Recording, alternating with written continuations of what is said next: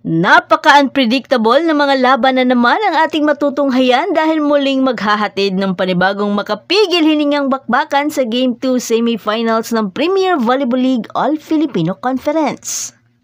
Dahil ang dalawang kupunan na Petrogas at Akari na di natin inasahan na mas lalakas pa sa semis, ay ngayon may pag-asang makapasok sa finals. Ang tagumpay sa Martes ay magpapadala sa Angels at Chargers sa isang makasaysayang championship showdown. Isa na ang hindi pagpasok ng Creamline if ever man ito ang unang pagkakataon sa loob ng 7 conference nila. Ginulat naman kasi ng Petrogas ang defending champion na Creamline noong nakaraang Sabado. Pinatahimik ang karamihan sa isang nakakagulat na 4 na set na tagumpay. Ang kanilang tagumpay kasama ang matinding 5 set na panalo ng Akari laban naman sa Chocomucho. At kung magtagumpay pa sila sa Game 2, maaari itong magtakda ng entablado para sa isang hindi inaasahang finals match-up. Ipinakita ng tagumpay ng Akari ang kanilang tibay at kakayahan na maglaro under pressure. Ang mga panalong ito ay nagbago ng kwento ng isang liga na matagal nang pinangungunahan ng mga pamilyar na mukha. Ngunit ang Cool Smashers at Flying Titans ay hindi pa handang sumuko sa kanilang mga goal na maabot ang kampyonato, lalong-lalo na ang Chocomucho. Ang Creamline na kilala sa pagiging mahusay at matagumpay at ang Chocomucho na mga dalubhasa sa pagbangon mula sa kabiguan ay nakaharap ngayon sa mga laban na pwedeng magpapatalsik sa kanila. Ang mga laro sa Martes ay magiging kritikal. Ang mga pag-aayos sa taktika, mahusay na depensa, kahusayan sa pag-set at mga clutch plays ang magiging mga susi sa tagumpay. Sa aspetong ito, magaling ang Creamline. Pero tignan natin kung ano ang gagawin ni Coach Dante para sa laban nila sa Angels. Para naman sa Petrogas, ang puwersa ng pag-atake ni na Brooke Van Sickle, Myla Pablo, Jonas Sabete at MJ Phillips ang magiging susi. Binibigyan din ni Coach Koji Chuzurabara ang kanilang katayuan bilang mga underdog.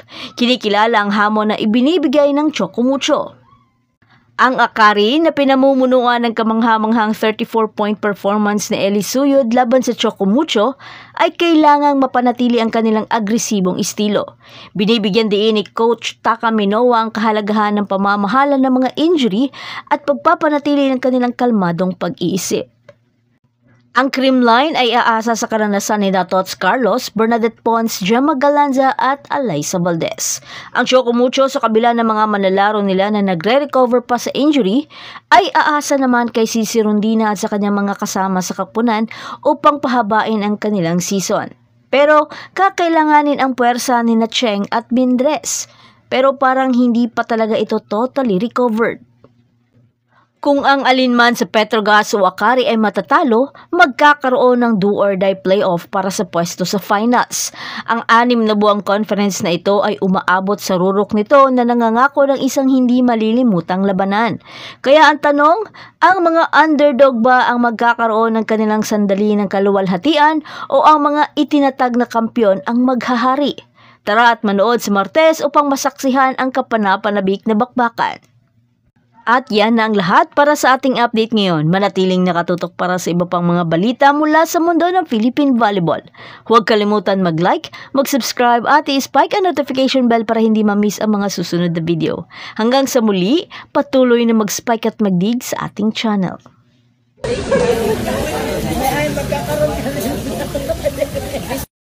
Sana may magregalo ng sak lang. Sak lang kasi 1 lang siya. Kaluwi, uy! Okay na kayo?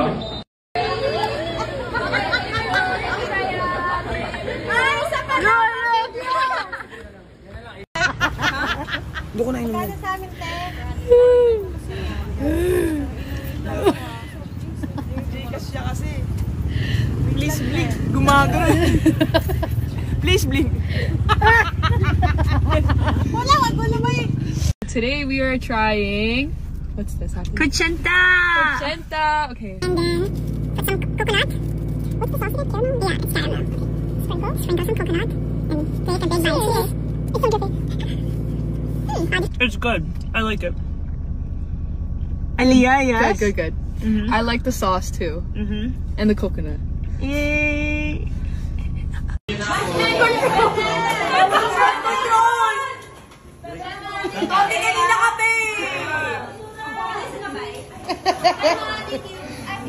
sa huddle, meron na siyang sticks. May paparazzi po dito!